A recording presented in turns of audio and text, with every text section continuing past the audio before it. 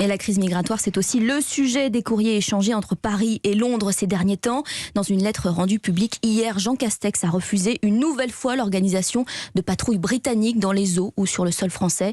À noter aussi que les 2 rescapés du naufrage dans la Manche ont obtenu une autorisation provisoire de séjour en France. À la frontière maintenant entre la Biélorussie et la Pologne, des centaines de migrants patientent toujours dans l'espoir de franchir les portes de l'Europe. Un sujet qui sera abordé aujourd'hui par le Premier ministre polonais. Il reçoit Marine Le Pen aujourd'hui et demain. Victor Chabert, ce déplacement, c'est la réunion des leaders nationalistes européens.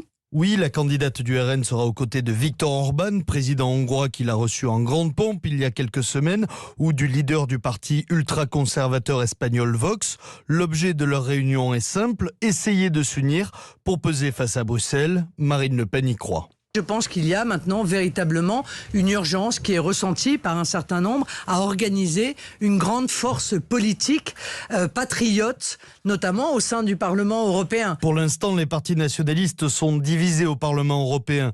Le RN, l'AfD allemande ou la Lega italienne sont dans le groupe Identité et démocratie, quand le PiS polonais ou Vox sont dans le groupe des conservateurs et réformistes européens. S'ils s'entendent sur l'immigration et la sécurité, ils ont de gros désaccords, notamment concernant l'attitude à adopter face à la Russie. Ce déplacement tombe parfaitement pour Marine Le Pen. Il va lui permettre d'exister ce week-end, de ne pas être prise en étau entre le Congrès des Républicains et le meeting d'Éric Zemmour dimanche. Et elle en profitera pour soigner sa stature internationale. Victor Chabert du service politique d'Europe 1.